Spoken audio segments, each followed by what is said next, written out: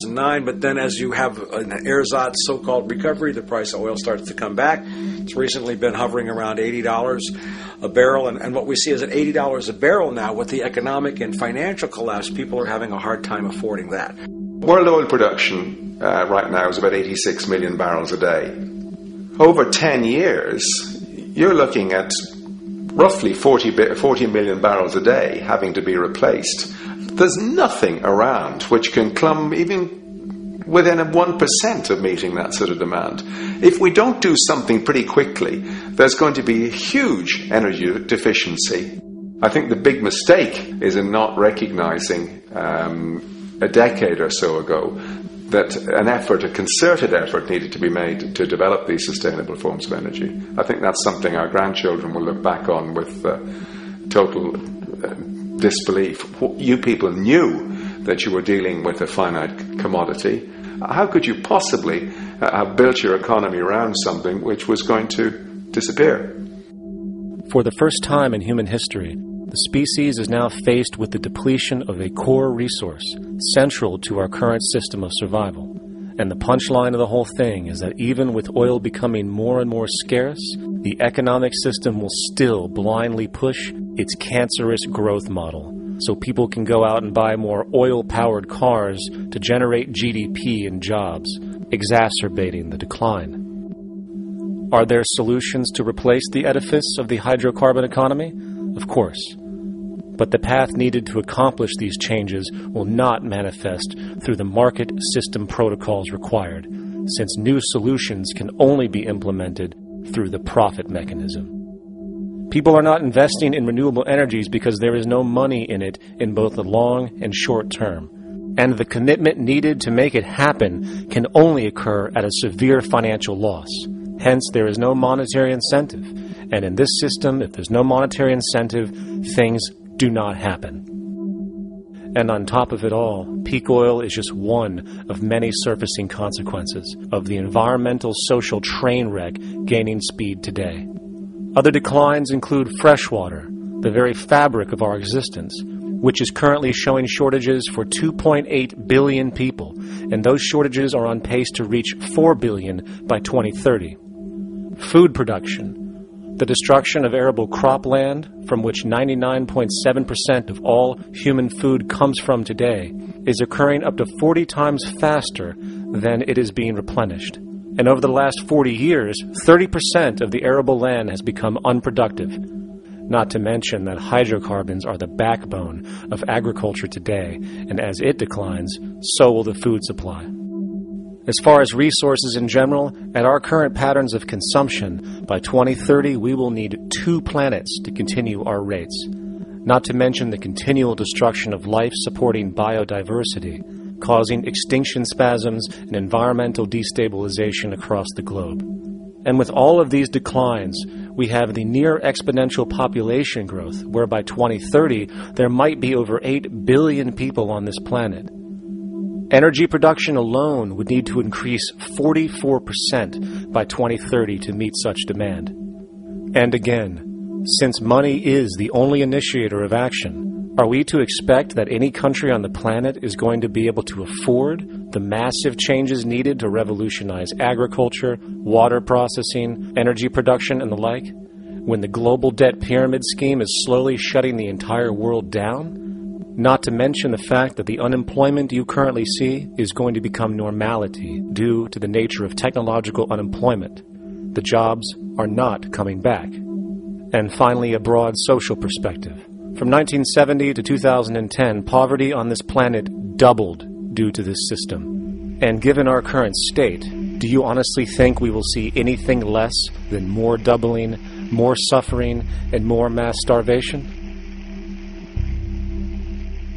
There is not going to be any recovery. This is not some long depression that we're someday going to pull out of. I think the next phase we're going to see after the next round of economic collapse is massive civil unrest, when employment checks stop being paid because the states have no money left. And when things get so bad that people lose confidence in their elected leaders, they will demand change if we don't kill each other in the process or destroy the environment. I'm just afraid that we might get to the point of no return. And that bothers me no end. We do all we can to avoid that condition. It's clear that we're on the verge of a great transition in human life. That what we face now is this fundamental change of the life we've known over the last century. There has to be a link between the economy and the resources of this planet, the resources being, of course, all animal and plant life, the health of the oceans and everything else. This is a monetary paradigm that will not let go until it's killed the last human being. The in-group will do all it can to stay in power. And that's what you got to keep in mind. They'll use the Army and Navy and lies or whatever they have to use to keep in power. They're not about to give it up because they don't know of any other system that will perpetuate their kind.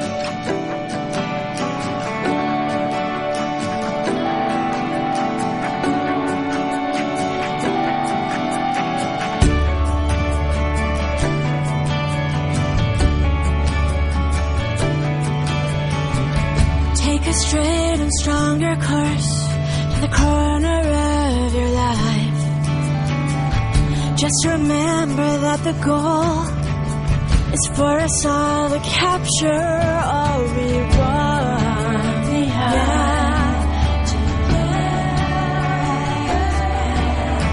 Don't surround yourself with yourself. Move on back to squares. Send an instant karma to me, and I shall live with love and care for yourself. 'Cause it's time and time with your time, and its news is captured for the Queen to use.